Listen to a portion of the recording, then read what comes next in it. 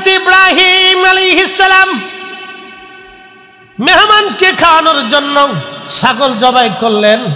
আম্মা জান সারা আলাইহিস সালামের কাছে যা বললেন, বিবি রে রুটি বানাও, মেহমান আসছে, মেহমানকে খাওয়াইতে হবে। আল্লাহর খলিল ছাগল জবাই করে রুটি রান্না বান্না হয়ে গেল। রান্না বান্না হয়ে যাওয়ার পরে আল্লাহর খলিল বসে গেলেন। ওই ফেরেশতা, খোদার খলিল তখনও বুঝতে পারেন নাই তারা আল্লাহর ফেরেশতা। 12 জনকে বসাই দিলেন, আল্লাহর খলিলে বসে গেলেন। দস্তরখানা বিছানো হলো। দস্তরখানা আজকে থেকে না, নবী ইব্রাহিম আলাইহিস সালামের সুন্নত। খাবারের সময় দস্তরখানা বিছাবেন, এই সুন্নত তো এই উম্মত ভুলে গেছে। এই উম্মত এই সুন্নতের কথা মরে নাই। আল্লাহর খলিল ইব্রাহিম আলাইহিস সালাম মেহমানদেরকে সামনে নিয়ে খাইতে বসে গেলেন। খোদার খলিল খাওয়া শুরু করলেন বিসমিল্লাহ বলে। মেহমানরা বিসমিল্লাহ বলছে, তবে হাত লাড়াচাড়া করে খায় না, কারণ ফেরেশতারা তো খাবে না। কাম নাই, ক্রোধ নাই, লোভ নাই, মোহ নাই, হিংসা নাই, কামনা বাসনা, রিয়া, আশা আকাঙ্ক্ষা, ক্ষুধা তৃষ্ণা, ভয় ভীতি, এরপরে আনন্দ, এইগুলি সব কিছু থেকে তারা মুক্ত। আর শুধুমাত্র আল্লাহ তাদেরকে ইবাদতের জন্য তৈরি করেছেন। তারা সবসময় আল্লাহর দিকে নিজেকে রুজু রাখে এবং আল্লাহর হুকুম পালন করার জন্য তারা সবসময় ব্যস্ত থাকে। আর আমাদেরকে আল্লাহ কাম দিছে, ক্রোধ দিছে, লোভ দিছে, মোহ দিছে, হিংসা দিছে, কামনা বাসনা, রিয়া, ক্ষুধা, আশা আকাঙ্ক্ষা, হায়াত মউত, এগুলি সব আল্লাহ আমাদেরকে দিলেন। দিয়া নেগেটিভ আর পজিটিভ দিয়া দুনিয়ার মধ্যে পাঠাই দিলেন। আর একটা শয়তান আমাদের পিছনে লেগে গেল। এই ইন্নাহু লাকুম আদুব্বুম মুবিন, এটা আমাদের প্রকাশ্য দুশমন। এই শয়তান রক্তের শিরার ভিতরে দিয়ে ঢুকে কালবের মধ্যে বসে বসে ধোঁকা দেয়। এই সমস্ত ধোঁকা থেকে মুক্ত হইয়া কাম, ক্রোধ, লোভ, মোহ, হিংসা, কামনা বাসনা সব নেগেটিভ থেকে বান্দা জুদা হয়ে যখন সেজদার মধ্যে পড়ে যায়, আল্লাহ ডাক ডাকে, ফেরেশতারা বান্দা বানাইতে নিষেধ করেছিলি, দেখ আমার বান্দারে নেগেটিভ পজিটিভ দিলাম, সব লাথি মেরে ফেলে দিয়ে আমার বান্দার সেজদার মধ্যে পড়ে গেছে, মাহফিলের মধ্যে বসে আছে, রমজানে রোজা রাখছে, সারাদিন ক্ষুধা তৃষ্ণা আছে, খাবার আর পানি সামনে আছে, তারপর আমার বান্দা খায় না। ফেরেশতারা এই বান্দা সৃষ্টি করতে নিষেধ করেছিলি, দেখ আমি আমার বান্দার জীবনের সব গুনাহগুলি মাফ করে দিয়া আমি আল্লাহ আমার বান্দারে আমার বন্ধু বানায় নিলাম। একবার জোরে বলা যাবে আল্লাহু আকবার। খুবই মনোযোগ দেন। খোদারি খলিল ইব্রাহিম খাচ্ছে, মেহমানরা খালি হাত লাগাচ্ছে। আম্মা জান সারার বয়স প্রায় 99, 80 আপ, কে বলছে 80 প্লাস 100-র নিচে। আর আল্লাহর খলিলের বয়স 100-র উপরে, 14 কি 15 হবে। এমন সময় আম্মা জান সারা পর্দা সরায় দেখলেন খোদার খলিল খায় কিন্তু মেহমান খায় না। ডাক দিয়ে বলেন, আল্লাহর খলিল আপনি খানা খান, মেহমানরা তো খানা খায় না, মেহমানরা কি বেজার হইছেনি?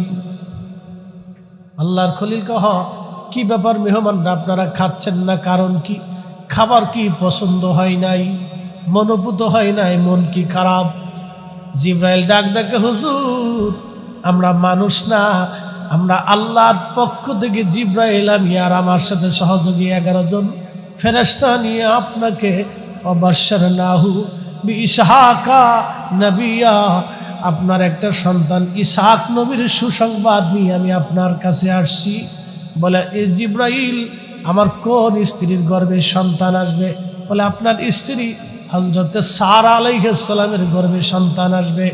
আম্মা জান সারা ডাক ডাকে, খোদার ফেরেশতা জিব্রাইল, আমার যে বাচ্চা হবে, আমি তো বুড়ি হয়ে গেছি, আর খোদার খলিল তো বুড়া হয়ে গেছে। আমি বুড়ি, 100 বছর বয়স হয়ে গেছে, আমার শরীরে তো বাচ্চা ধারণের কোনো সক্ষমতাই নেই। বাচ্চা আসতে হলে তো নারীদের মিন্স আসতে হয়। 55-60 বছর পর এটা এমনিতে বন্ধ হয়ে যায়। ডোন্ট মাইন্ড, কোনো মাইন্ড করবেন না, এটা শিক্ষণীয় বিষয়। আমরা ক্লাসে যখন পড়ছি, হুজুর আমাদেরকে এই ফিকি মাসলা পড়তে গেলে আমরা শরম পাইতাম, কামিলের অবস্থায় হুজুরে লাঠিতে পিটিয়েছে, কাট শিখতে হবে। কি করে হবে বাচ্চা? জিবরাইল ডাক দিয়ে বলল, খলিলের স্ত্রী, ইন্নামা ইযা আরাদা শাইআন আইয়াকুলা লাহু কুন ফায়াকুন।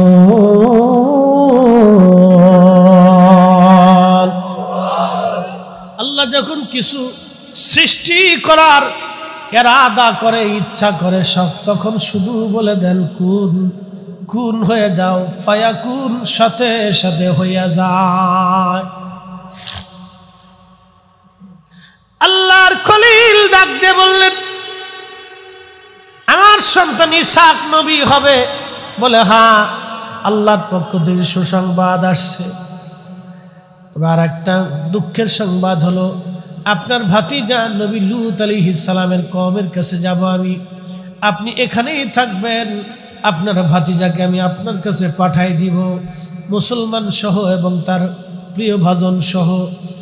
আর ওই জাতিকে আমি ধ্বংস করে দেওয়ার জন্য এসেছি যারা সমকামিতায় লিপ্ত, সমকামিতায় যারা লিপ্ত, এই জাতি ধ্বংস করার জন্য খোদার খলিল আমি আসছি। প্রিয় হাজিরিন, শরিয়াতের এরকম বহু মাসালা আসছে, যারা সমকামী খোলাফায়ে রাশিদ তাদেরকে আগুন দিয়ে পুড়াই দিতেন, পৃথিবীতে চিহ্ন পর্যন্ত তাদের রাখা হতো না। আল্লাহ এই সমকামিতার জন্য একটা জাতিকে আমার আল্লাহ পাক ধ্বংস করে দিয়েছেন। এর জাতির নাম কওমে লূত, এখনো সেই সিরিয়া, এরপরে আপনার ফিলিস্তিন,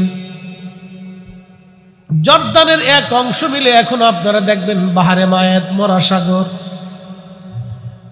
যাকে ডেড সি বলা হয়, মরা সাগর এখনো আছে। পৃথিবীর সব সাগরের পানি লোনা, কিন্তু এই মরা সাগরের পানি অন্য পানি থেকে 10 গুণ বেশি লোনা। কোনো মাছ, কোনো প্রাণী সমুদ্রের মধ্যে বাঁচে না। কারণ কি? এই মানুষগুলি সমকামিতায় লিপ্ত ছিল, ট্রান্সজেন্ডার সমকামী ছিল তারা। সমকামী, পুরুষে পুরুষে ওয়াকাম করত, নারী নারী ওয়াকাম করত। কয়েকদিন আগে খবরে দেখলাম এই 2 হিন্দু বেডি, এক বেডি আর এক বেডিরে বিয়ে করছে, এক পুরুষ আর এক পুরুষে বিয়ে করছে। আস্তাগফিরুল্লাহ আল আযীম, বেডি বেডি বিয়ে করলো, বাচ্চা হবে কার? আপনি একটু চিন্তা করেন কতটা অসুস্থ মস্তিষ্কেরা। এরা মানব জাতির কীট পতঙ্গ, সার পোকার তেলা পোকা। ও মানুষই হতে পারে না, সে মানুষের কাতারেই পড়তে পারে। পরে হিসাব করে ধর্ম পরে আসে, তো হিন্দু না বৌদ্ধ না খ্রিস্টান না মুসলিম সেটা পরে আসে। যারা ট্রান্সজেন্ডার, এই সমকামী এবং পুরুষে পুরুষে বিয়ে করে, নারী নারী বিয়ে করে, ও তো মানুষের কাতারেই ধর্ম পরে আসে। কি কথা কর না কেন? ও তো মানুষের কাতারেই। যেটা পশু চিন্তা করে নাই, কুত্তা চিন্তা করে না, শুয়োরে যেটা চিন্তা করে না, তার চাইতে বেশি চিন্তা মানুষই করে দিচ্ছে। হাজিরিন, কওমে লূত, লূত আলাইহিস সালামের উম্মতগুলি এইগুলি করত। ইব্রাহিম আলাইহিস সালামের জামানা, খোদার খলিল ইব্রাহিম আলাইহিস সালাম ভাতিজা লূতকে বললেন, লূত রে, তুমি তো আমার ভাতিজা, ওই জনপদের জন্য তোমাকে নির্বাচন করলাম, কালেমার দাওয়াত তুমি দিতে থাকো। লূত আলাইহিস সালাম কালেমার দাওয়াত দেওয়ার জন্য এই অঞ্চলে চলে গেলেন। বহুদিন আল্লাহর নবী চেষ্টা করলেন, মুষ্টিময় কিছু মানুষ মাত্র ঈমান আনলো, বাদ বাকি সব মানুষগুলি ওই দলের সদস্য হয়ে গেল। এমনকি চিন্তা করলো মাথা হেঁট হয়ে যাবে, হযরত লূত আলাইহিস সালামের স্ত্রী পর্যন্ত ওই দলের সদস্য হয়ে গেল। চিন্তা করতে পারছেন না? একজন নবীর স্ত্রী ওই দলের সদস্যতে নাম লিখেছে। আপনি কল্পনাও করতে পারবেন না যে আপনার ছেলে, আপনার মেয়ে, আপনার ভাতিজা, আপনার ভাস্তি, আপনার ভাগ্নি, আপনার বোন, আপনার ভাই এ দলের সদস্য হয়েছে। বল হুজুর প্রমাণ কি? আজকে যদি আপনার সিলেটের ওই স্টেডিয়াম মাঠে যদি বিদেশ থেকে নর্তকী আনা হয়, নর্তকী চিনি যে বেডিরা দেহ দেখাইয়া নাচছে নাচছে টাকা রুজি করে, এই নর্তকী আনিয়া যদি নাচানো হয় আর গান গাওয়া হয়, আরে সিলেটের লক্ষ লক্ষ যুবক ওই নর্তকীর নাচ দেখার জন্য হাজির হবে। হ্যাঁ কথা বলেন, আসতে বললেন কেন? জোরে বলেন। কোথা থেকে আসে এই লক্ষ লক্ষ যুবকগুলি? ওরা কি আসমান থেকে আসছে না ভিন্ন গ্রহ থেকে আসছে? ও আপনার আত্মীয়, আপনার সদর ও প্রতিবেশী, আপনার এলাকার, আপনার গ্রামের মানুষ। এর অর্থ হচ্ছে আমরা ডিমোশনের মধ্যে আছি। কল্পনা করলে মাথা নষ্ট হয়ে যাবে, মাথা নষ্ট হয়ে যাবে কল্পনা। লূত আলাইহিস সালামের স্ত্রী দলের সদস্য, আল্লাহর খলিল ইব্রাহিম আলাইহিস সালামের বাড়ি। জিব্রাইলকে আল্লাহ পাঠাইলেন, জিব্রাইল যাও, দুইটা মেসেজ নিয়ে তুমি ইব্রাহিমের কাছে যাবা। জিব্রাইল সাল্লাম এক নম্বর মেসেজ হলো আমার ইব্রাহিমকে আর একটা পুত্র সন্তানের সুসংবাদ দিবা। আর একটা মেসেজ তুমি দিয়ে দিবা, ইব্রাহিম আলাইহিস সালামকে বলবা লূত আলাইহিস সালামের কওমকে আমি ধ্বংস করার জন্য আল্লাহর হুকুমে যাচ্ছি। হযরতে জিব্রাইল ফেরেশতানি ইব্রাহিম আলাইহিস সালামের বাড়ি আসলেন মানবের বেশে। আল্লাহর খলিলকে সালাম দিলেন, হুজুর আমরা আপনার কাছে আসছি। হযরত ইব্রাহিম ছিলেন খুবই মেহমান প্রিয়। মেহমান দেখলে ইব্রাহিম আলাইহিস সালাম খাবার না খাওয়াই আসতে দিতেন না। আপনাদের সিলেটের মানুষেরও একটা গুণ আছে, মেহমান প্রিয়। ফার্ম মারতেছি না, ফার্ম দিচ্ছি না, তবে ফান না হলে সিলেটে মেহমানদারি হয় না। ফান থাকতেই, ও চা থাকতেই, চার ফান, এটা সিলেটের প্রধান খাদ্য। কি কথা কন না, চার ফান হচ্ছে সিলেটের প্রধান খাদ্য। খানো সুন্দর, খুব ভালো, চা খুব ভালো। আমি বহুদিন আগে তখন স্টুডেন্ট, আলিমে পড়ি, তখন কারেন্ট ওয়ার্ডস একটা আছে না, এটা খুব পড়তাম। এর ভিতরে চার উপকারিতা সম্পর্কে আমি পড়ছিলাম, তখন আমার মনে আছে এক কাপ চার ভিতরে 3টা আপেলের গুণাগুণ থাকে। এক কাপ চার ভিতরে রং চা, দুধ চা না, রং চা, পারলে চিনি ছাড়া খাবেন। এখনকার যে চিনি ভেজাল, আমি চিনি খাওয়া বাদ দিয়ে দিচ্ছি, যা খাবো না, ডায়াবেটিস নেই, ইচ্ছা করে খাই। মনোযোগ দিয়ে, এই এক কাপ চার ভিতরে 3টা আপেলের প্রোটিন থাকে। চা খাইলে হাড় মজবুত হয়, দাঁতের মাড়ি শক্ত এবং হজম শক্তি বৃদ্ধি হয়। চাতে খাবেন, বেশি করে খাই। হ্যাঁ রং চা, চিনি ছাড়া খাওয়াই ভালো, সাথে একটু আদা হইলে আরো ভালো। আদা হচ্ছে এমন একটা খাদ্য, আল্লাহ জান্নাতে ঢুকাইয়া আপনারা আদার শরবত খাওয়াইব। কে সুবহানাল্লাহ আসতে কইলেন, কে জোরে কর। জান্নাতে ঢুকে আল্লাহ আদার শরবত খাওয়াইব, এই জন্য আদা দিয়ে খাবেন। আদা আরো গুণাবলী, কোরআনে আদার কথা আসছে, 3 ফলের কথা আসছে, জৈতুনের কথা আসছে। খায় তো খালি ফুচকা, খেজুরের কথা আইছে, দুধের কথা আইছে, খায় ফুচকা আর খায় শর্টকুটি, নাম দিছে বিসমিল্লাহ। পরে ফার্মেসিতে আইয়া কয় আমারে 2 পাতা সার্জেল দিয়ে দেন।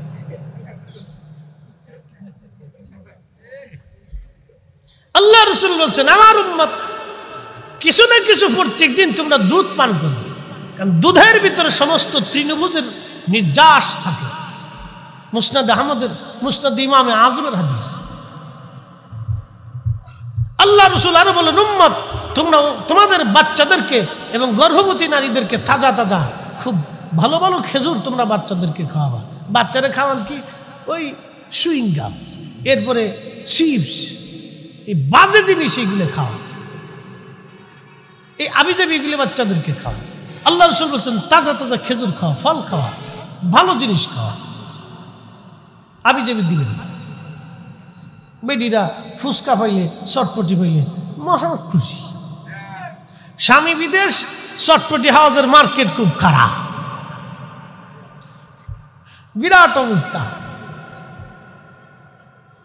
এই নরসিংদী চটপটির ব্যবসা বলা, নরসিংদী আমার এক লোক একটা হুজুর, বিরাট মার্কেট, বিকেল বেলা আসলে হাজার হাজার বেডি কোথার থেকে আসে আল্লাহ জানে, খালি চটপটি আর ফুচকা খেতে আসে, চলতেছি। তবে সিলেটে সাধারণত মহিলাদেরকে রাস্তাঘাটে কম দেখা যায়। মারহাবা কইলেন না? না, রাস্তা হয়ে গেছে, আরো জোরে বলেন। একটু কম, সিলেটের তুলনামূলক একটু কম। আর বরিশালের ভোলায় আপনি সহজে নারীদেরকে রাস্তাঘাটে পাবেন না। এখন তো কয়ে লাভ নাই, জরিনার মায়ের কথা শুনে না, না কথা শুনে না। হযরত ইব্রাহিম আলাইহিস সালাম মেহমানকে খাওয়ানোর জন্য ছাগল জবাই করলেন। আম্মাজান সারা আলাইহিস সালামের কাছে যা বললেন, বিবি রে রুটি বানাও, মেহমান আসছে, মেহমানকে খাওয়াইতে হবে। আল্লাহর খলিল ছাগল জবাই করে রুটি রান্না বান্না হয়ে গেল। রান্না বান্না হয়ে যাওয়ার পরে আল্লাহর খলিল বসে গেলেন। ওই ফেরেশতা, খোদার খলিল তখনও বুঝতে পারেন নাই তারা আল্লাহর ফেরেশতা। 12 জনকে বসাই দিলেন, আল্লাহর খলিলে বসে গেলেন। দস্তরখানা বিছানো হলো। দস্তরখানা আজকে থেকে না, নবী ইব্রাহিম আলাইহিস সালামের সুন্নত। খাবারের সময় দস্তরখানা বিছাবেন, এই সুন্নত তো এই উম্মত ভুলে গেছে। এই উম্মত এই সুন্নতের কথা মরে নাই। আর একটা সুন্নত ছিল আল্লাহর নবী, আমাদের নবীজির সারা জীবনের আরেকটা সুন্নত হলো খুঁটে খুঁটে ঘুরে ঘুরে ঘুরে ঘুরে গরিব উম্মতের বাড়ি খোঁজ নিয়ে দেখতেন কে খায় কে না খেয়ে থাকে। আমাদের দেশের ধনীরা খায় কিন্তু গরিবের বাড়ি খোঁজ নেয় না। আপনি রাত্রিবেলা খেয়ে ঘুমাইলেন, প্রতিবেশী যদি ক্ষুধার্ত থাকে, আল্লাহর কসম করে বলি তাহাজ্জুদ নামাজ পড়ল, আপনার নাম মুমিনের কাতারে লেখা হবে না, লেখা হবে না, লেখা হবে না। ইসলাম এটার নাম। আপনার প্রতিবেশী আত্মীয় স্বজন সবাইকে নিয়ে সুখে থাকার নাম হলো ইসলাম। একবার জোরে বলা যাবে কে মারহাবা। এখন আমরা ইসলামের ভিতরে যে সিস্টেম বাস, আইকেলে বাস দিই, কি করে বাস দিই? কালি বাস।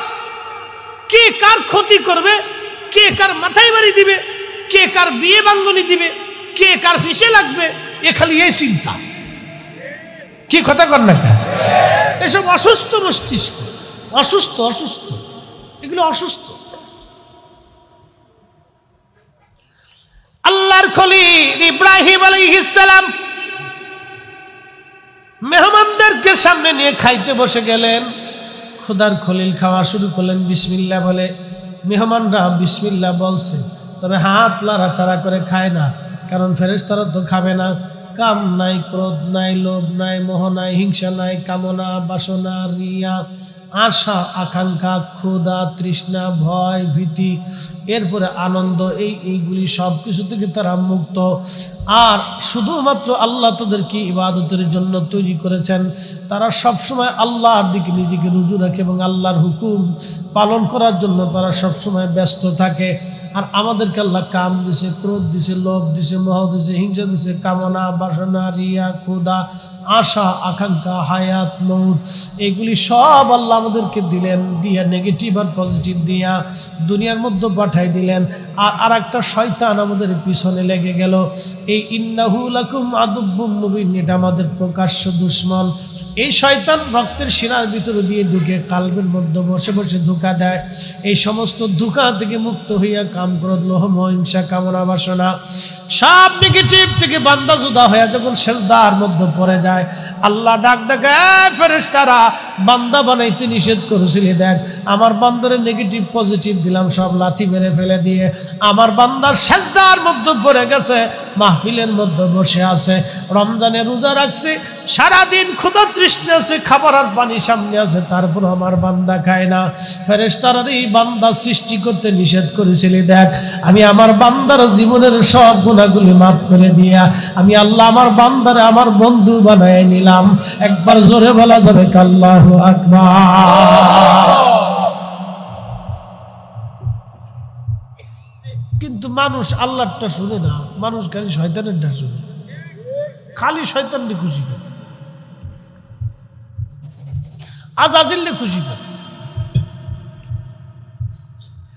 খুবই মনোযোগ দেন। খোদারি খলিল ইব্রাহিম খাচ্ছে, মেহমানরা খালি হাত লাগাচ্ছে।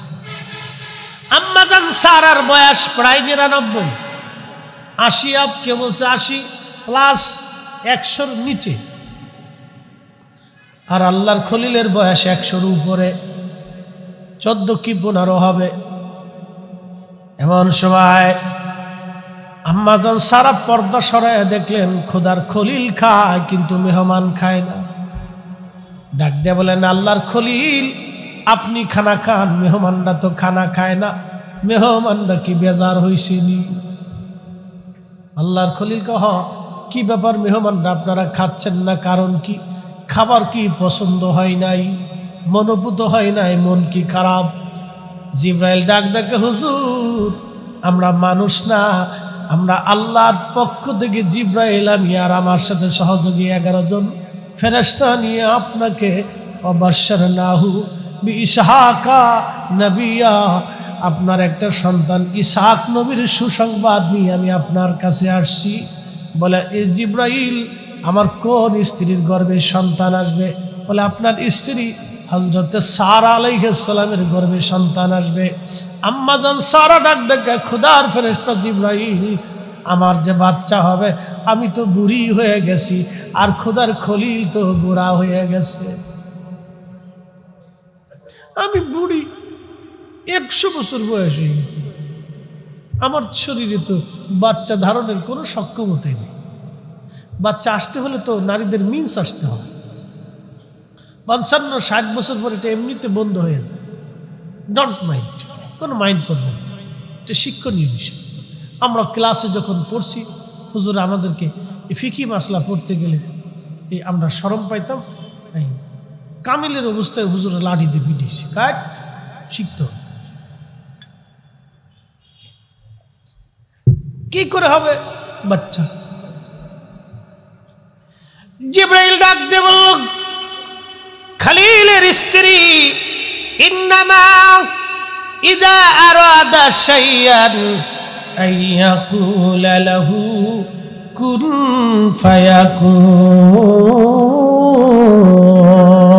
ফায়াকুন। আল্লাহ যখন কিছু সৃষ্টি করার ইরাদা করে, ইচ্ছা করে সব, তখন শুধু বলে দেন কুন, কুন হয়ে যাও, ফায়াকুন সাথে সাথে হইয়া যায়। আল্লাহর খলিল ডাক দিয়ে বললেন, আমার সন্তান ইসহাক নবী হবে। বলে, হ্যাঁ আল্লাহর পক্ষ থেকে সুসংবাদ আসছে। তবে আর একটা দুঃখের সংবাদ হলো, আপনার ভাতিজা নবী লূত আলাইহিস সালামের কওমের কাছে যাব আমি, আপনি এখানেই থাকবেন, আপনার ভাতিজাকে আমি আপনার কাছে পাঠাই দিব, মুসলমান সহ এবং তার প্রিয় ভাজন সহ। আর ওই জাতিকে আমি ধ্বংস করে দেওয়ার জন্য এসেছি যারা সমকামিতায় লিপ্ত, সমকামিতায় যারা লিপ্ত, এই জাতি ধ্বংস করার জন্য খোদার খলিল আমি আসছি। আমাদের বাবা ইব্রাহিমের 2 জন বিবি ছিলেন, আমাদের 2 জন আম্মা। একজন আম্মার নাম হযরত হাজেরা, তিনার গর্ভে আল্লাহ হযরত ইসমাইল আলাইহিস সালামকে দিয়েছিলেন। ইসমাইলের নসলে আমার আল্লাহ একজন নবী দুনিয়াতে পাঠিয়েছেন, তিনি আখিরি নবী। আর ওইদিকে হযরত আম্মা জান সারার গর্ভে আল্লাহ একজন নবী দিলেন, সেই নবীর নাম হযরত ইসহাক আলাইহিস সালাম। ইসহাকের নসলে ইয়াকুব, ইয়াকুবের নসলে হযরত ইউসুফ। হাজেরা হযরত ইসহাকের নসল ইয়াকুব, ইয়াকুবের আরেক নাম ছিল ইসরাইল, ইয়াকুবের আরেক নাম ছিল ইসরাইল। ইয়াকুব আলাইহিস সালামের বংশধরদেরকে বনি ইসরাইল বলা হতো। ইয়াকুব আলাইহিস সালামের দুইটা বেটা ছিলেন, একটা বেটার নাম হযরত ইয়াকুব ইসহাক আলাইহিস সালামের দুইটা বেটা ছিলেন, একজনের নাম ইয়াকুব,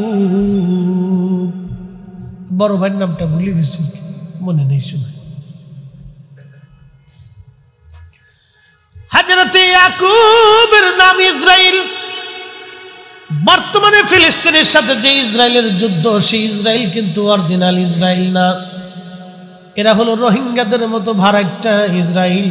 ব্রিটিশ থেকে চালাকি কইরা, এই ব্রিটিশরা দ্বিতীয় বিশ্বযুদ্ধের পরে আজ থেকে ৭৫ বছর আগে এই শয়তানের দলেরা, এই ক্লিকবাজের দলেরা মুসলমানদের মধ্যে যুদ্ধ বাঁধিয়ে রাখার জন্যে তারা ৭৫ বছর আগে এখানে ইহুদিদেরকে নিয়ে এসেছিল। হিটলার ইহুদি সব মেরেছিল ৬০ লক্ষ, মাত্র কয়েক হাজার ইহুদি বাঁচিয়ে রেখেছিল ইউরোপ থেকে, আমেরিকা থেকে, আফ্রিকা থেকে, এশিয়ার বিভিন্ন অঞ্চল থেকে। এই ইহুদিদেরকে ওইখানে নিয়ে ভরে ভরে ওই ব্রিটিশরা ওদেরকে প্রশিক্ষণ, অস্ত্র শস্ত্র, শিক্ষা দীক্ষা দিয়া আজকে গরিব অসহায় ফিলিস্তিনিদের গরিব বুকের মধ্যে গুলি করা হয়। ৭৫ বছরে ১০ লক্ষ ইহুদিরা ১০ লক্ষ ফিলিস্তিনিদের বাড়িঘর, জায়গা জমিগুলি তারা দখল করে নিয়ে চলে গেছে। পৃথিবীর মধ্যে সুস্পষ্ট এত বড় জুলুমের পক্ষে পশ্চিমারা তাদেরকে মদত দেয়। তার অর্থ হলো পশ্চিমারা মানুষ হতে পারে না, ওরা অবশ্যই মুসলমান, ইসলামের দুশমন। কথা বলেন ঠিক কিনা? ওরা খালি মানবতার ফাঁকা বলি জানে, বিরাট মানবতাওয়ালা। পৃথিবীর এত নেককারজনক নিকৃষ্ট জুলুম আর কোথাও নেই। ১০ লক্ষ ফিলিস্তিনের বাড়িঘর ওরা দখল করে নিয়ে চলে গেছে। আপনি কল্পনা করতে পারবেন? রাত্রিবেলা ঘুমিয়ে আছেন, সকালবেলা নোটিশ আসছে, জায়গা ছেড়ে দাও, বাড়ি ছেড়ে দাও। একজন ফিলিস্তিনি কোথায় যাবে, কোথায় থাকবে, কোনো খোঁজ নেই। যদি প্রতিবাদ করে ধরে নিয়ে যেত, গুলি করে মেরে ফেলত। এভাবে কয়েক লক্ষ ফিলিস্তিনি হত্যা করেছে তারা। কত মার কোল খালি করেছে, কত বাবার কোল খালি করেছে, কত সন্তানকে এতিম করেছে, তার কোনো হিসাব নাই। হাজিরিন, হযরত জিবরাইল চলে গেলেন হযরত লূত আলাইহিস সালামের বাড়ি। 12 জন ফেরেশতা একসঙ্গে যুবকের বেশে চলে গেছে। লূত আলাইহিস সালাম ঘরের মধ্যে নিলেন। হাই হাই মেহমান, আপনারা আমার বাড়িতে আসছেন, যুবক। তারপরে এই এলাকার মানুষ সমকামিতায় লিপ্ত, আপনাদেরকে দেখলে তারা ধরে নিয়ে যাবে, জোর করে সমকামিতার সদস্য বানাবে। কি মহা বিপদ, আপনারা আসছেন, কি করে আমি নিরাপত্তা দিব আপনাদেরকে? দরজা বন্ধ করে দিলেন, জানালা বন্ধ করে দিলেন, যাতে কেউ দেখতে না পায়। ঘরের ভিতরে বসতে দিলেন। তখনও লূত জানে না তারা আল্লাহর ফেরেশতা। লূত আলাইহিস সালামের স্ত্রী টুক করে পিছনের দরজা দিয়ে বের হইয়া ওই সমকামীদেরকে খবর দিয়ে দিল, শুনছো, আমার ঘরের মধ্যে নবী লূতের কাছে 12 জন যুবক আসছে।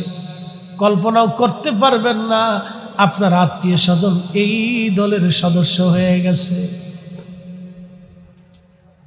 আপনার মাথাতেই আসবে। এই জন্য আগুনকে যেইভাবে বাড়ি পাহারা দেন, সন্তানদেরকে সেইভাবে পাহারা দিতে হবে, বিপদে পড়ে যাবে। আমাদের দেশে হাজার হাজার ছেলেপিলে আছে, হাজার হাজার। এই ঢাকাতে, সিলেটে, বড় বড় শহরে, আশেপাশে বস্তি এলাকায় দেখবেন শত শত বাচ্চা কাচ্চা বেড়ে উঠতেছে। মা নাই, বাবা নাই, কি নাই, লেখা নাই, পড়া নাই, এই ভিক্ষা করে, এই করে, সেই করে। ভবিষ্যতেরা কি হবে জানি না, চোর না ডাকাত না সন্ত্রাস। মাঝে মধ্যে শুনি এই কি বলে কিশোর জ্ঞান। আপনি কল্পনা করতে পারবেন আপনার ছেলেটা নিরাপদ না। এই কিশোর গ্যাংয়ের কথা না শুনলে আপনার ছেলেকে মারতে পারে, আপনার মেয়েকে উত্ত্যক্ত করতে পারে, আপনার বোনকে ধরে নিয়ে যেতে পারে। কতটা বিভৎস! এগুলিকে শিকড় থেকে উপড়ে ফেলে দিতে হবে। এগুলি সমাজের সারপোকা, সমাজ থেকে একেবারে মাটির সাথে মিশিয়ে দিতে হবে এই সমস্ত কিছু। কথা বলেন ঠিক না বেটে? একবারে সমাজ থেকে উপড়ে ফেলে দিতে হবে, গোড়া থেকে একবারে পুড়িয়ে সারখার করে দিতে হবে।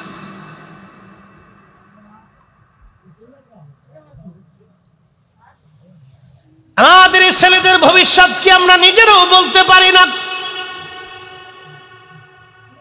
আগামীর দিনগুলি কত কঠিন হবে তাও জানি না। অনিশ্চিত ভবিষ্যৎ নিয়ে, উদ্দেশ্যহীন নিয়ে বাচ্চাগুলি বেড়ে উঠতেছে আজ। অনিশ্চিত ভবিষ্যৎ, আর কোনো কি বলবো, কোনো ভাষা নাই। বাবাজি খুব মনোযোগ দিয়েন। কথা তো আসলে অনেক কথাই আসবে, সময়ের স্বল্পতায় এই সমকামিতা নিয়ে আলোচনা যেহেতু করেছিলাম, ওদিকে শেষটা করে দিয়ে যাই। লূত আলাইহিস সালামের স্ত্রী দলের সদস্য টুক করে যে পিছনের দরজা দিয়ে বলে আসলো, লূত আলাইহিস সালামের বাড়ি আক্রমণ করলো সমকামীরা। লূতরে দরজা খোল, তোর ঘরের মধ্যে 12 জন যুবক আসছে, আমাদের কাছে দিয়ে দে, নালে দরজা ভেঙে ফেলবো। আল্লাহর নবী লূত বলতেছে, দেখো তোমরা ঘরে ঢুকতে পারবা না, তারা আমার মেহমান, আর মেহমানকে নিরাপত্তা দেওয়া আল্লাহর আইন। আমি মরে যাব, আমার মেহমানের ক্ষতি হতে দেব না। একবার জোরে বলা যাবে কি মারহাবা?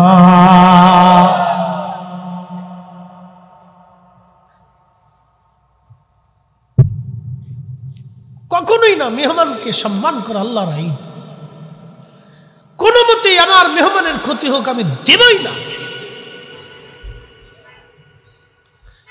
ওরা দরজা ভাঙার চেষ্টা করতেছে, প্রায় দরজা দুর্বল হয়ে গেছে। লূত আলাইহিস সালাম ব্যতিব্যস্ত, এখন কি করব আমি, মেহমানদেরকে কি করে বাঁচাই সমস্ত নিকৃষ্ট মানব জাতি থেকে। জিবরাইল ডাক দেয়, বলল, হুজুর আপনি চিন্তা করবেন না, আমরা কোনো মানুষ না, আমরা আল্লাহর ফেরেশতা জিবরাইল, আমার সঙ্গে সহযোগী ফেরেশতা নিয়ে আসছি। আপনার জাতিকে ধ্বংস করে দেওয়ার জন্য আমরা আসছি। আপনি তাড়াতাড়ি আপনার সন্তান আর আপনার ইমানদার অনুসারীদেরকে নিয়ে আপনি চলে যাবেন। আল্লাহর খলিল যেখানে আছেন ওনাকে বলে আসছে, আপনি সোজা সেখানে চলে যাবেন। ও নবী লূত, সাবধান, একটা বারের জন্য কিন্তু পিছনে ফিরে তাকাবেন না। ট্রান্সজেন্ডার কি নিকৃষ্ট কাজ, আপনি কল্পনাও করতে পারবেন। এটা আমরা 7ম শ্রেণীর পাঠ্যপুস্তক বইয়ের ভিতর ঢুকিয়ে দিছি। যে লিখেছে ওকে এখানে আমাদের দেশের শিক্ষামন্ত্রীর উচিত ওরা ধরে নিয়ে বুড়িগঙ্গার পানির ভিতরে চুবানো। কে কথা বলেন না? ওরা ধরে নিয়ে বুড়িগঙ্গার পানির ভিতরে চুবানোর দরকার। তোর মাথার ভিতরে এটা কে দিয়েছে? কায়দা মতো চুবানোর দরকার।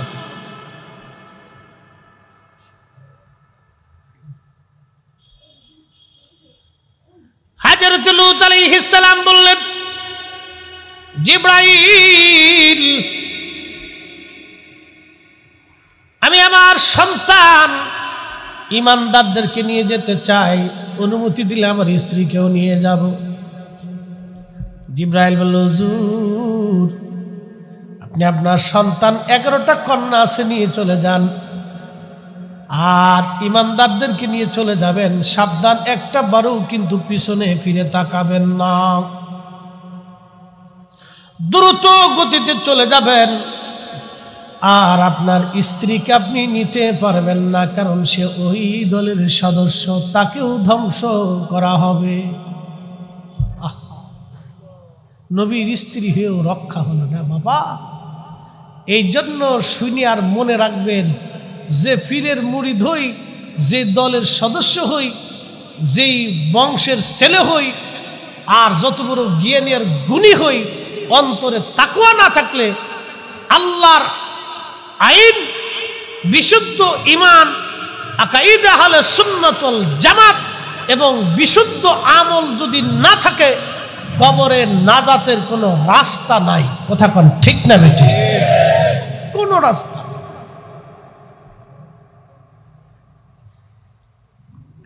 হাজিরিন, হাজরাতে লূত আলাইহিস সালাম পিছনের দরজা দিয়ে রওনা করলেন। বের হয়ে তিনি রওনা করলেন ঈমানদারদেরকে নিয়ে। জিবরাইল আলাইহিস সালাম সমস্ত মাটিগুলি নিচ থেকে উল্টাইয়া মাটিগুলি চাপা দিয়ে পাখা দিয়ে দাবি দিলেন। আল্লাহ আর লূত আলাইহিস সালামের স্ত্রী সেই মূর্তিটাকে, মহিলাটাকে দাঁড়া অবস্থায় পাথর বানাই দিলেন। সেই পাথরের মূর্তি এখনো বাহারে মায়েতের পাশে দাঁড়ানো আছে। যুগের পর যুগ, হাজার হাজার বছর ধরে সেই মূর্তি এখনো দাঁড়ানো। আল্লাহ যুগে যুগে দেখাই দিলেন বাহারে মায়েত এখনো মরা সাগর। 10 গুণ লোনা পানি পৃথিবীর সব সাগর থেকে এই সাগরের পানি বেশি লোনা, এত পরিমাণে লোনা। আল্লাহু আকবার। এখন আল্লাহ রেখে দিলেন, ও সমকামীর দলেরা, তোরা কিয়ামত পর্যন্ত দেখতে থাকবি। আহা, মানুষ জানে, মানুষ বুঝে, তারপরেও তারা মানতে চায় না। সিলেটের মুসলমান 360 আউলিয়ার মুসলমান, এক বুরহানুদ্দিনের ছেলে শাহাদাতের বিনিময়ে এই জমিনে কালেমা আমরা পেয়েছি। ওনার সন্তান যদি সেই দিন শহীদ না হতো তাহলে হযরত শাহজালাল ইয়ামানী মুজাররিদি হয়তো আসতো না।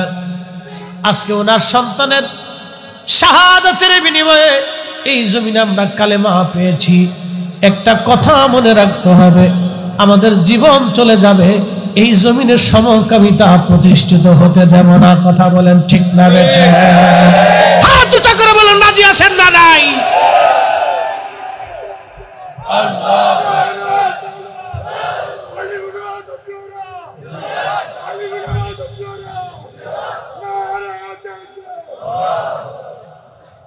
সাসার পাওয়ার আছে।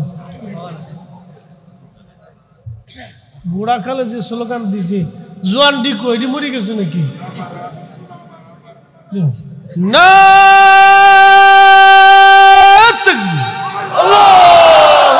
নারীর সালাত, শাহজালালের তলোয়ার, বাঁচাও ইমান, বাঁচাও দেশ। বালা খুশি বুড়াডি আছে, বুড়াডির জোর আছে।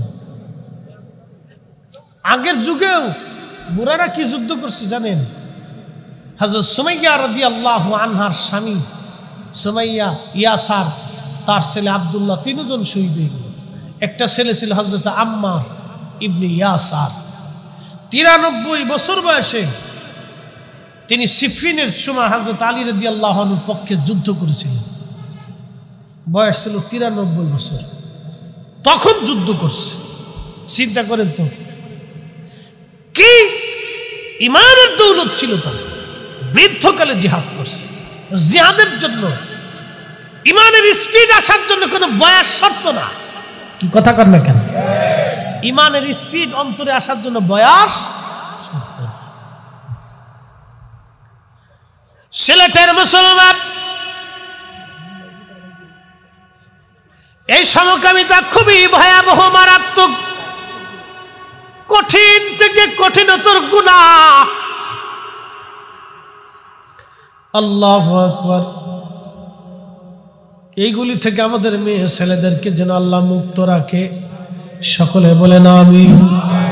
কারণ যুবকদের মন তো সবসময় এই জেনার দিকে ঝুঁকে চলে যায়। এটা তো ভয়াবহ, কঠিনতর কঠিন ইমানের পরীক্ষা। যদিও জটিল ইমানের পরীক্ষা, একটা ঘটনা না বললেই নয়।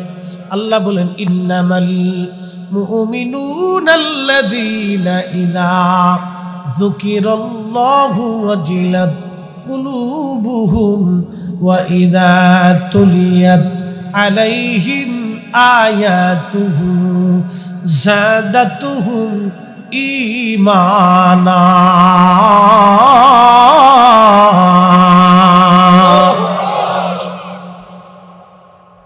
আল্লামা ইমাম আবুল ফারাজ ইবনুল জৌজি 900 বছর এগুনার একটা কিতাবের মধ্যে একটা হেকায়াত লেখেন, একটা কাসাস লিখেছেন, ঘটনা।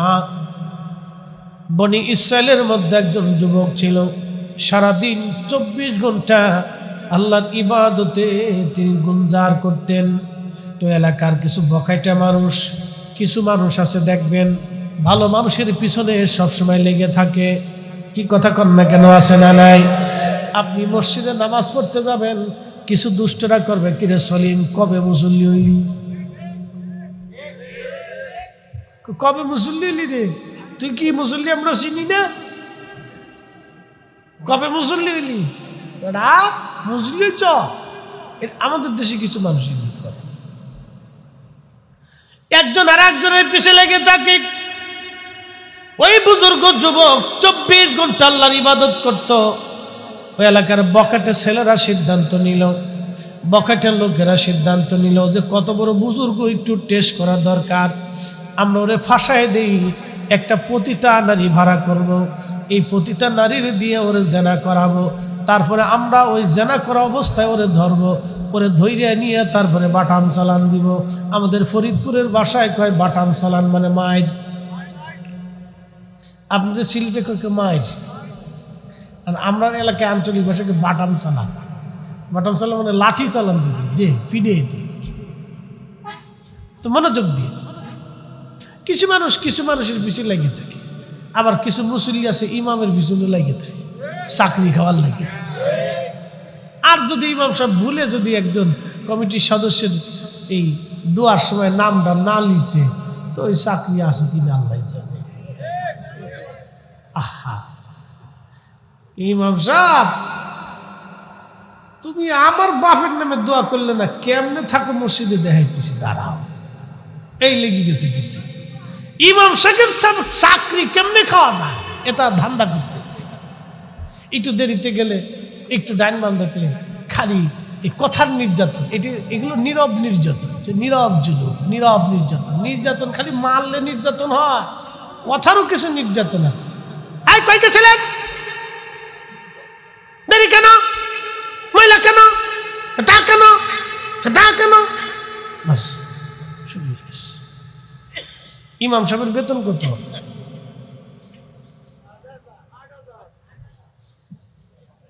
জোরে কন।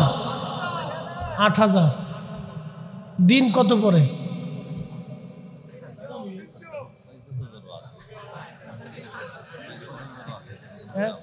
আল্লাহ, কোন গ্রামে 5,000 টাকা ইমামের বেতন আছে। আচ্ছা বাবা, বন্ধু, আপনাদেরকে একটা ছোট্ট ক্লিপস, সামান্য 2 মিনিট একটু বুঝাইতো। উনি একজন মানুষ, সে কওমি না আলিয়া না ফুলতুলি না এই কোন দলের, এটা আমরা এখন দেখব না। এই মুহূর্তের জন্য সে একজন মানুষ, সে একজন ইমাম, পরিশ্রম করে। তার স্ত্রী আছে, তার একটা ছেলে আছে, ছেলের মনটা চায় বাবার কাছ থেকে কিছু ভালো খাইতে। তার একজন স্ত্রী আছে, প্রত্যেক স্ত্রীদের শখ থাকে স্বামী কিছু ভালো মন্দ তার কিনে দিবে। 5,000 টাকা একজন স্বামী তার স্ত্রীকে ভালো কি দিবে বলেন তো? আমার দেশে শহরে বহু মানুষের বাচ্চার মাসের খরচা আছে 10,000 টাকা, একটা বাচ্চার খরচ 10,000 টাকা আছে। আপনি ইনসাফ কি বলে বলেন তো?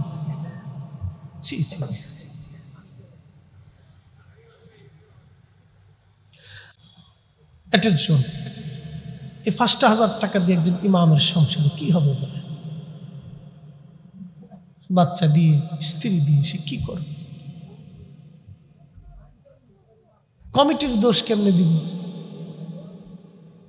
ক্যাশিয়ারের দোষ কেমনে দিব, সভাপতির দোষও কেমনে দিব, সেক্রেটারির দোষ কেমনে দিব? হিসাব কষে দিচ্ছে আজকে আপনাদেরকে, মনোযোগ দেন। একটা বিড়ির দাম কত?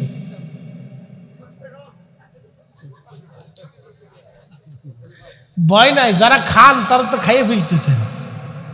যারা ধূমপান করেন তারা তো করতেছেন, শরমের কিছু নাই। দাম কত? 5 টাকা আছে, 10 টাকা আছে, বেশি নাই। সর্বোচ্চ কত? 80 টাকা। হ্যাঁ, 116 টাকা একটা বিড়ির দাম। 16 টাকা। আচ্ছা, আমি 5 টাকারটাই ধরলাম। একজন ব্যক্তি প্রত্যেক দিন কয়টা বিড়ি খায়? হ্যাঁ, 20টা, 10টা। আচ্ছা, আমি একজনের জিজ্ঞেস, চাচা বিড়ি কয়টা লাগে? কয় 60টা লাগে। আমি কি আপনি মানুষ না জিন? জি, দেখুন বিড়ি খাইতেই হবে। ওকে খান, খাইয়ে যদি জান্নাতে যাইতে পারেন তো চেষ্টা করে দেখেন, আর কি করবেন। আচ্ছা, মনোযোগ দেন। এই প্রত্যেক দিন 10টা বিড়ি যদি সে ধূমপান করে তো 5 টাকা করলো 50 টাকা। 50 টাকা করে সে তার মাসে খরচা করলো বিড়ির পিছনেই 1500 টাকা। ক্যাশিয়ারের দোষ কিভাবে, আর সেক্রেটারি আর মসজিদের সভাপতি মুতল্লির দোষ কেমনে দিল? মসজিদের জন্য তার বরাদ্দ হয়েছে 200 টাকা। ইমাম সাহেবের বেতন বাবদ তার ধার্য হয়েছে কত? 200 টাকা। সে বিড়ির পিছনে 1500 টাকা খরচা করে, কিন্তু ইমাম সাহেবের বেতন 200 টাকা দেয় না। ক্যাশিয়ারে কয়, ভাই দিবেন না? কয় পরে দিবানি। দিলেন না? ভাই পরে দিবানি। পরে দিবানি বলতে বলতে রমজান ঠেকাইছে। রমজানের শেষে যে তারাবির নামাজ পড়া পরে, ভাই দিলেন না? কি এই দিনা দেয়কে পড়ে গেছি, বাজার সদাই করে বলছি 6 মাসের দিলাম, 6 মাসে বাকি রাখছি, কিয়ামতের আগে আর ওইটা দেয় না। উনি ভাবতেছে ঘুমাই ঘুমাই চিন্তা করে, হুরে নামাজ পড়ছি, আল্লাহ বেহেশত দিয়ে দেবো 8টা, 80টা হুর পাবো, বউ নিয়ে খুব জান্নাতে ঘুরবো। শয়তানে হাসে, হুরে চিটা, তুমি ইমাম সাহেবের বেতন দাও না, মসজিদ ঠকাইয়া ইমাম ঠকাইয়া বেহেশত যাবার চাইতেছে। আল্লাহ শোনেন, আল্লাহর ইনসাফ আর আদালত কিন্তু বড় মজবুত আদালত। আল্লাহর ঘর ইমাম সাহেবের ঠকাই আল্লাহ জান্নাতে যাওয়ার কোনো রাস্তা নাই। আপনি ঠিক বললেও ঠিক, না ঠিক বললেও ঠিক। কথা কন না কে? কন যে হুজুর এটাই ঠিক। ঠিক বললেও ঠিক, না ঠিক বললেও ঠিক। আপনার আম চলে, কলমা চলে, চাল চলে, ডাল চলে, সব চলে, খালি আল্লাহর ঘরের মসজিদের ইমাম সাহেবের বেতন 100 টাকা, 200 টাকা, 500 টাকা চলে না। কারণটা কি? খালি ক্যাশিয়ার, সভাপতি, মুতল্লি এদের ঘরের উপর চাপাই দিয়ে থাকবেন। মসজিদ কি খালি এদের সম্পদ নাকি? মসজিদ আল্লাহর ঘর, প্রত্যেকটা বান্দাকে তার দায়িত্ব নিতে হবে। কথা বলেন ঠিক না বেটে? গ্রামের প্রত্যেকটা মুসলমানকে ঘরের দায়িত্ব নিতে হবে। কি ধনী আর কি দরিদ্র, সবার জন্য এটার দায়িত্ব। মসজিদ আল্লাহর কাছে কিয়ামতের ময়দানে ফয়সালা চাবে, রব ওরা আমাকে বানাইয়া আমাকে তারা পরিচর্যা করেন, আমার খেদমত করেন। কি জবাব দিবেন? বিড়ি খায় জান্নাতে যাবার চা।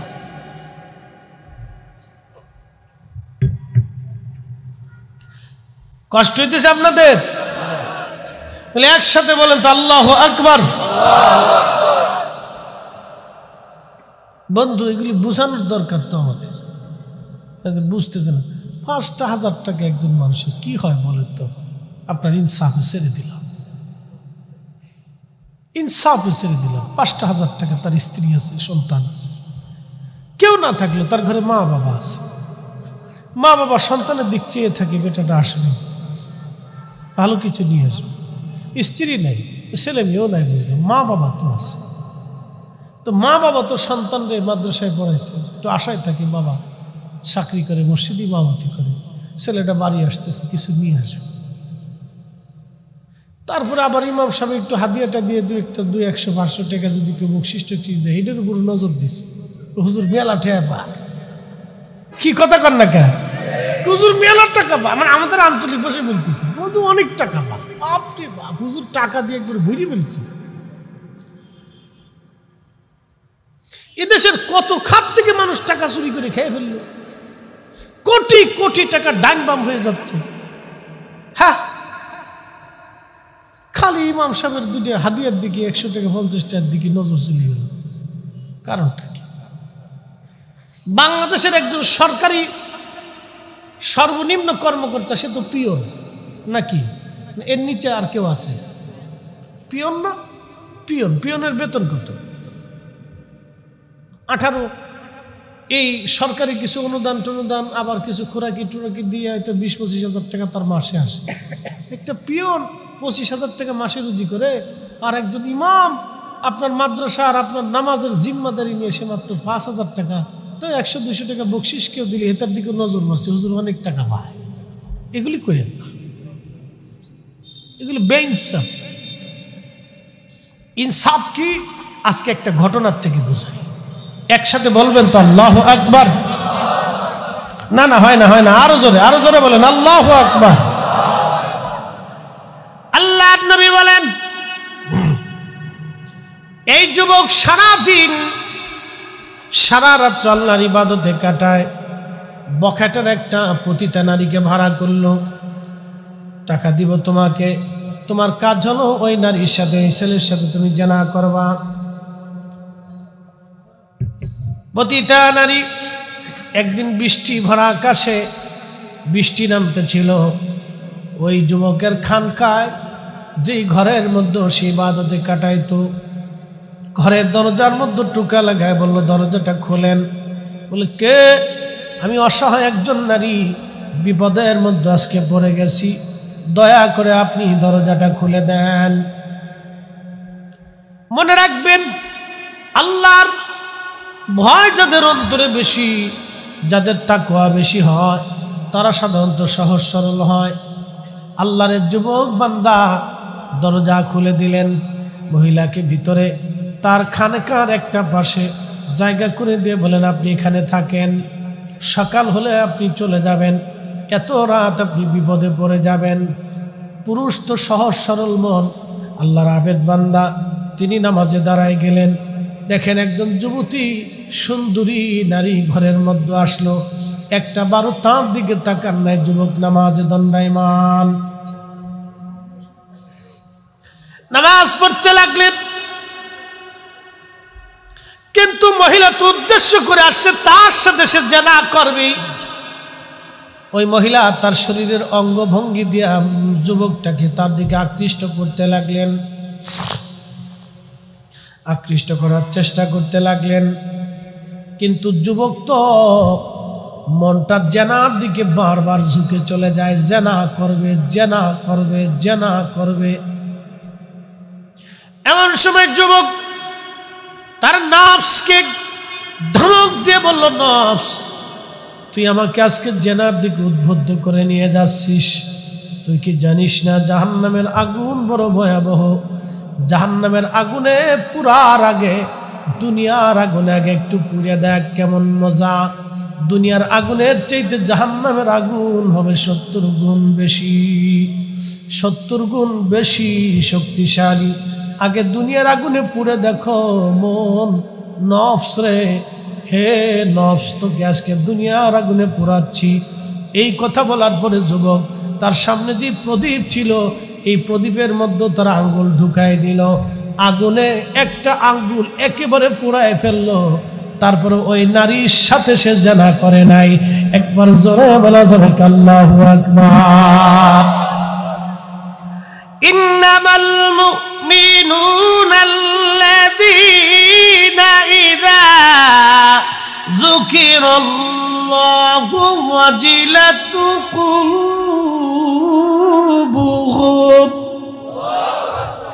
রব দেখে বললেন, মুমিন তো তারাই যাদের অন্তরে আল্লাহর স্মরণ আসার সঙ্গে সঙ্গে অন্তরটা আল্লাহর ভয়ে থরথর থরথর করে কাঁপতে থাকে, তারাই মুমিন, তারাই মুমিন। তেলের গাড়ি তেলে চলি,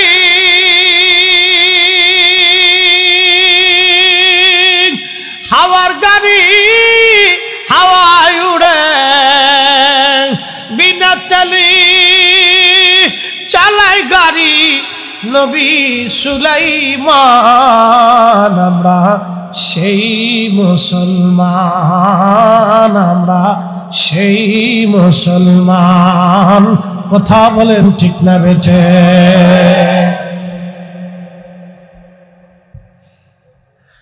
আল্লাহ, যুবকটা আঙ্গুলটা একবারে আগুনের মধ্যে পোড়াইলো, আবার নামাজে দাঁড়ানো, আবার নারী আসছে অঙ্গভঙ্গি দেয়, আবার নফসকে ডাক দে, বলে হে নফস, ইয়া আইয়াতুহান নাফসুল মুতমাইন্না তুরজিই ইলা রাব্বিকি রাদিয়াতাম মারদিয়া। এই নফস, এই আত্মাটা বড় কঠিন জায়গা, বড় কঠিন। আল্লাহ নবী বলেন, উম্মত রে, তোমার বডির মধ্যে একটা গোশতের টুকরা আছে, এটা সুস্থ হলে পুরা বডিটা সুস্থ হবে, এটা অসুস্থ হলে পুরা বডিটা অসুস্থ হবে। আলা ওয়াহিয়াল কলব, সাবধান, সেটা তোমার অন্তঃকরণ, তোমার হার্ট, তোমার কাল। এই জন্য এটা যদি সালিম হয়, পুরা বডি সালিম হয়। এটা যদি সালিম হয়, পুরা বডি তার সালিম হয়, পুরা জিন্দিগি তার সালিম হয়ে যায়। কোরআন বলতেছে, قد أفلح من زكاها وقد خاب من دساها। তবে তোমার এই ভিতর থেকে যদি পবিত্র করতে পারো, তাহলে তুমি কামিয়াবি হলে। আর যদি এটা নষ্ট করে ফেলো, ধ্বংস হয়ে গেলা। এটার নাম কলব, নফস, নফস, কলব, কলব। এই জন্য আল্লাহ বলেন, হে প্রশান্ত আত্মা, প্রশান্ত আত্মা, যে আত্মা আল্লাহর জিকিরে কাটায়, যে আত্মা হালালে কাটায়, যে আত্মা সবসময় ভালো কাজে কাটায়, যে আত্মা মানুষের ক্ষতি করে না, গীবত করে না, তহমত করে না, অন্যের ক্ষতির চিন্তা করে না, অন্যের হক মেরে দেওয়ার ধান্দা করে না, ভাইয়ের হক মারার চিন্তা করে না, সন্তানের হক মারার চিন্তা করে না, আত্মীয় স্বজনের হক মারার চিন্তা করে না, প্রতিবেশীর কষ্ট দেয় না। এই যে আত্মা নামাজ ছাড়ে না, রোজা ছাড়ে না, হজ যাকাত ছাড়ে না, আল্লাহর হুকুম যে আত্মা মানতে থাকে, আল্লাহ রসুলের তরিকা অনুযায়ী যে আত্মা চলতে থাকে, আল্লাহ বলেন, হে মুতমাইন্না আত্মা, তুমি আমার কাছে চলে আসো। ইরজিই ইলা রাব্বিকি রাদিয়াতাম মারদিয়া, তুমি আমার সন্তুষ্টির দিকে আসো। আমি আল্লাহ তোমার উপরে খুশি, আমি আল্লাহ তোমার উপরে রাজি আছি, তুমি চলে আসো। ফাদখুলি ফি ইবাদি ওয়াদখুলি জান্নাতি, তুমি জান্নাতে চলে আসো। আর জান্নাতে চলে আসো, যেখানে আমার জান্নাতীরা, আমার কামিয়াবি বান্দারা থাকে, তুমি সেইখানে চলে আসো। একবার জোরে বলা যাবে কে মারহাবা।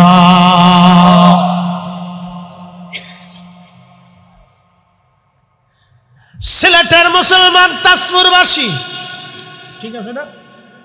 তাজপুরের ভিতরে পড়ছে কাশিকা নাকি আমি কোনো সময় আইছিলাম? হ্যাঁ আইছিলাম, নামটা পড়ার পরে মনে পড়ছে, আরো আসছিলাম আগে,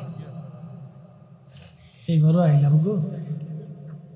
বরাতে থাকলে এরকমই হয়। একবার কোন জায়গায় আইসে যেন গাড়ি নষ্ট হয়েছে, সারা রাত ঠেলছিলাম গাড়ি।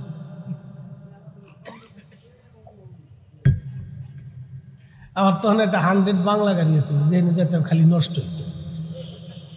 কি যে বিপদ, ওয়াজ করবো না গাড়ি সামনে। আল্লাহর খেলে, আল্লাহ একটু সারার ব্যবস্থা করে, পরের বছর বেচে যা। কি এক বিপদ গাড়ি লইয়া। শোনেন, জীবনে 3টা জিনিস যদি কারো ঠিক থাকে, তাহলে সে সুখী। 1 নম্বরে বউ। ঠিক করলেন না কে? কারণটা কি? ঝগড়া টগড়া লাগে মনে হয়। 1 নম্বরে বউ, এটা ঠিক থাকলে বান্দার জীবন ঠিক। আর নাহলে কোটি টাকার মালিক হলেও কাজ হবে না, কাজ হবে না। কথা কন না কে? সুখ নাই, সুখ নাই, সুখ নাই। ঘরটা ঠিক থাকতে খালি তো চামড়া দেখেন, চামড়া। আর ফুট বিয়ে দেওয়ার সময় মুরব্বীরা দেখে যে শ্বশুর বাড়ি মাল আসেনি, মাল। মন খারাপ করেন না।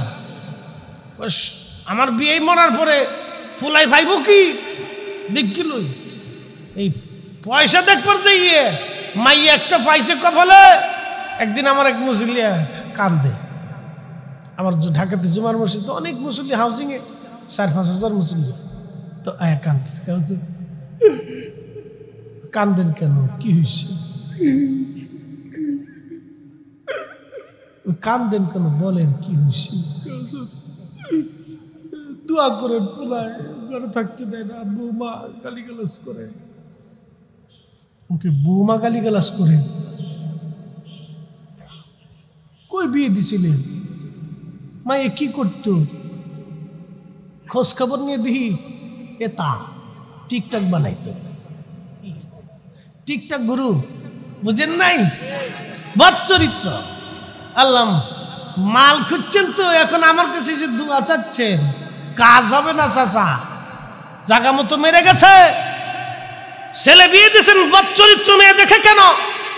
গরিব ঘরের মেয়ে আনতেন, সৎ চরিত্রবান দেখে আনতেন, জীবনে বৃদ্ধাশ্রমে যাওয়া লাগবে না। আপনার বেটার বউ আপনার খেদমত করবে, পানির ওজুর পানি গরম করে দিবে, চিকিৎসা করাবে, ডাক্তার দেখে ওষুধ খাওয়াবে। কি কথা কর না কেন? খালি চামড়া খুঁজে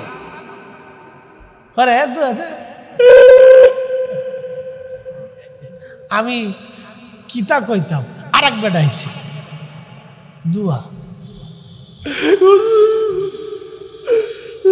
কান্দেন কেন? কি হয়েছে?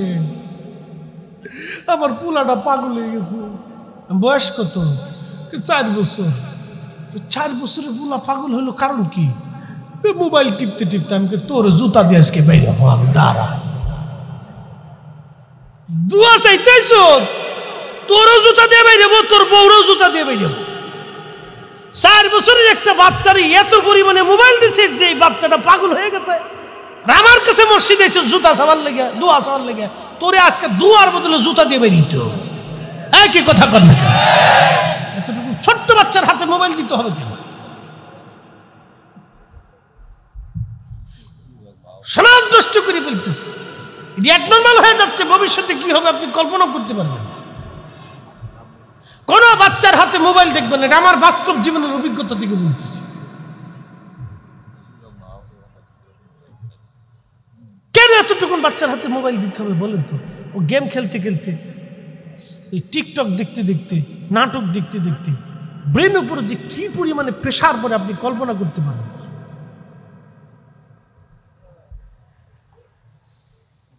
এই যে শোনেন, আমি মোবাইল ফোন রিসিভ করি, অনেকে বেজার হয়।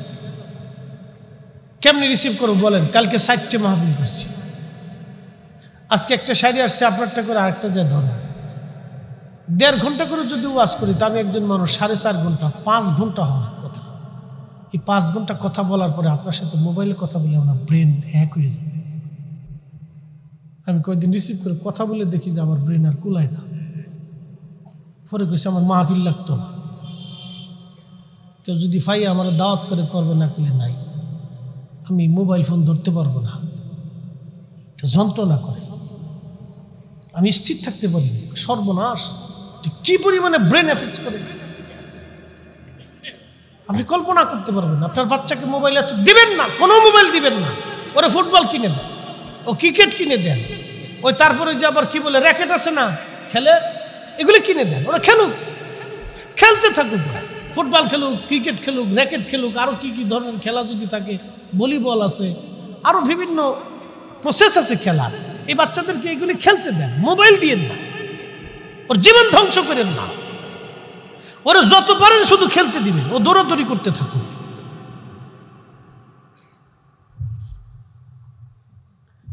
প্রিয় উপস্থিতি, কথা তো অনেক কিছুই বললাম আজ। আসেন আমি চলে যাই যুবকের কাছে। আরেকটা আঙ্গুল পুরাইলো, কিন্তু জেনা করলো না রে যুবক। আবার মহিলা অঙ্গভঙ্গি দেয়, তখন নামাজ শেষ করার পরে তার আরেকটা আঙ্গুল পুরাইলো। এইভাবে তার 5টা 2 হাতের 10টা আঙ্গুল সে আগুনে পুরায় ফেললো। পুরায় ফেলার সঙ্গে সঙ্গে আল্লাহর আসমান থেকে সাহায্য আসলো। ওই মহিলা স্টক করে সাথে সাথে মারা গেল। কিন্তু মারা যাওয়ার পরে আর একটা নতুন বিপদ আসলো। বিপদ হলো এই যে বখাটেরা খারাপ লোকগুলি ওই মহিলারে ঘরের মধ্যে ঢুকাই দিয়েছিল। ওরা ওত পেতে বসে আছে, দেখি কি হয়। সকালবেলা দেখলো মহিলা মারা গেছে। ওরা দৌড়ায় যে রাজদরবারে খবর দিল, অমুক আবেদের খানকার ভিতরে এক মহিলার লাশ। ওই আবেদ ওই মহিলারে হত্যা করছে, জেনা করছে, ধর্ষণ করছে। কি বিপদ না! এখন তো আধুনিক জমানা, জিনে মিনে টেস্ট মেশ করার অনেক সুযোগ সুবিধা আছে। এই বিপদের মধ্যে পড়ে গেল, পুলিশ তাকে ধরে নিয়ে গেল, রাজ দরবারে বিচার বসলো। রাজা বললেন, দেখো যুবক, তোমার ঘরের মধ্যে খানকার ভিতরে মৃত্যু সংঘটিত হয়েছে।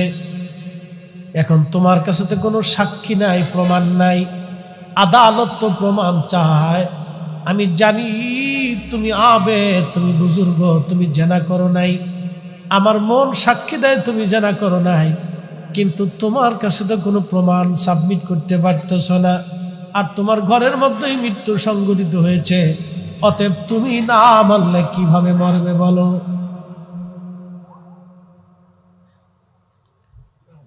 অতএব সাক্ষী প্রমাণ হিসেবে আমি তোমার মৃত্যুদণ্ড দিলাম।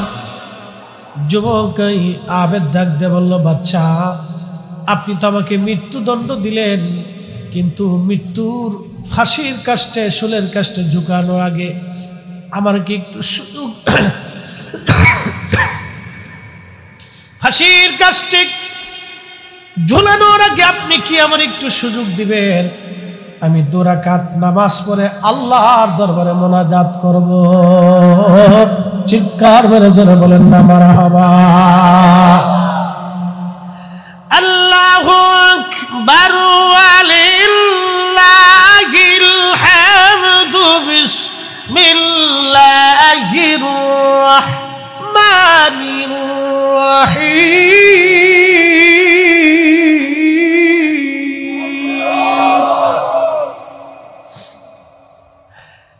يا أيها الذين آمنوا استعينوا بالصبر والصلاة।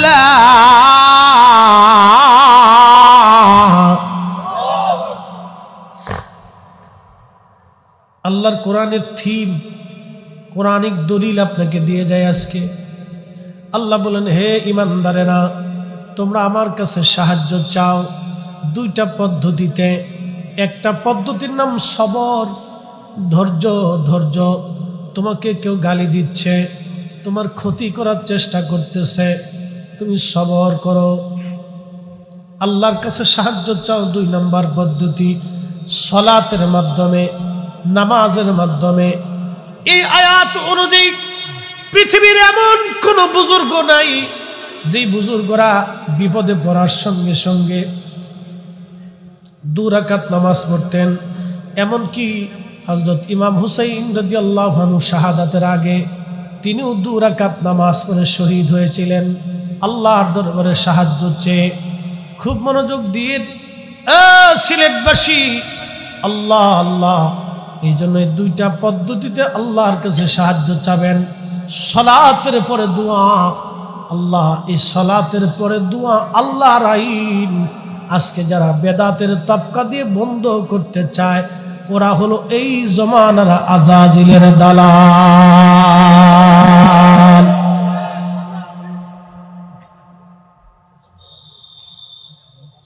কোন হাদিস আমি জানি না, যে হাদিসই হোক আল্লাহর কোরআনের বাহিরে কোনো দলিল হতে পারে না।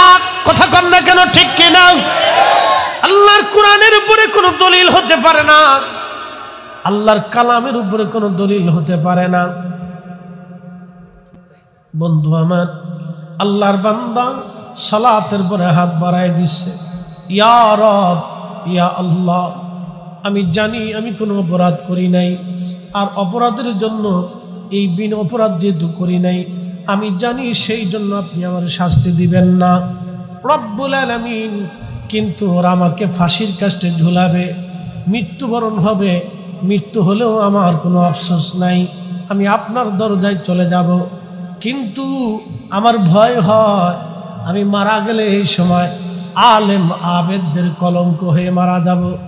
দুনিয়ার মানুষ বলবে আলেমরা আবেদরা জেনা করে, মানুষ হত্যা করে, আল্লাহ তারা আমাকে অপবাদ দিবে, আমি একজন জেনাখোর হয়ে আজকে মারা যাব। আমি আলেম আবেদের কলঙ্ক হয়ে মরতে চাই না। আল্লাহ আপনি দয়া করে আমাকে এই বিপদ থেকে বাঁচিয়ে দেন। দোয়া করতে করতে ঠিক ওই মহিলা জিন্দা হয়ে গেল। একবার জোরে বলা যাবে কি আল্লাহু আকবার। মহিলা হঠাৎ করে মরা থেকে উঠে বসে বলল, মানুষেরা, আমার মৃত্যুর জন্য তোমরা এই যুবককে দায়ী করছো। আমি তাকে জেনার জন্য উদ্বুদ্ধ করতে গিয়েছিলাম, মানুষের প্ররোচনায় পড়িয়া আমি একজন পতিতা নারী, দেখো সে আমার সাথে জেনা করে নাই, সে 10টা আঙ্গুল পোড়ায় ফেলছে, তার হাতের দিকে তাকায় দেখো আঙ্গুলগুলি পোড়া আছে, সে আল্লাহর ভয়ে জেনা করে নাই, আমি তারে এই জেনার জন্য উদ্বুদ্ধ করেছিলাম, সে আমাকে হত্যা করে নাই, আল্লাহ তাকে আমার খপ্পর থেকে বাঁচানোর জন্য আমাকে হত্যা করেছেন, আল্লাহর পক্ষ থেকে আমার মৃত্যু হয়ে গেছে, এই পুরুষ আবেদ নির্দোষ। এই কথা বলার পরে আবার সে মৃত্যুর কোলে ঢলে পড়ে গেল। বাচ্চা ডাক ডাকে, হুজুর বুঝতে পারছি, আর বুঝার বাকি নাই, আল্লাহ আমাদেরকে মাফ করে দিন, আপনি একেবারে নির্দোষ, আল্লাহ আপনাকে হেফাজত করেছে। একবার জোরে বলা যাবে কি মারহাবা।